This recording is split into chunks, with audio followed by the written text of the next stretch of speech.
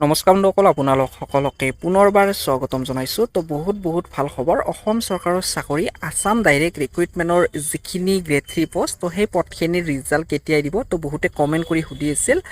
আৰু এতিয়া বহুতে এটা ভাল খবৰ আহিছে, আপোনালোকৰ যিখিনি গ্ৰেড 3 পদ, তো সেই পদখিনিৰ ৰিজাল্টৰ ডেট ঘোষণা কৰি দিলে কিছু সময় আগত মাননীয় মুখ্যমন্ত্ৰী ডক্টৰ হিমন্ত বিশ্ব শৰ্মা ছাৰে। তো তেখেতে টুইট যোগে কিছু সময় আগতে এটা পোষ্ট কৰি দিছে। আমি সেই টুইটটো আপোনালোকক দেখুৱাব চেষ্টা কৰিছোঁ। তো বন্ধুসকল, আপোনালোকে নিজে গুগলত সাৰ্চ কৰিও চাব পাৰিব। তো ইয়াতে মই গুগলত সাৰ্চ কৰি দিছোঁ হিমন্ত বিশ্ব শৰ্মাৰ টুইট। তো ইয়াতে প্ৰথমতে আপোনালোকে দেখা পাইছে যিটো আপোনালোকৰ ক্লাছ 3 পোষ্ট অৰ্থাৎ গ্ৰেড 3 পোষ্ট। তো সেই পদটোৰ আপোনালোকৰ ৰিজাল্টখিনি ঘোষণা কৰিব 6 নৱেম্বৰ 2022।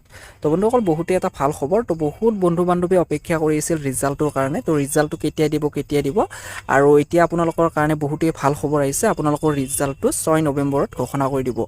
তো বন্ধুসকল, এইখিনি আছিল ভিডিঅ'টো আপোনালোকক দিবৰ বাবে। আজিলৈ ইমানে, ধন্যবাদ।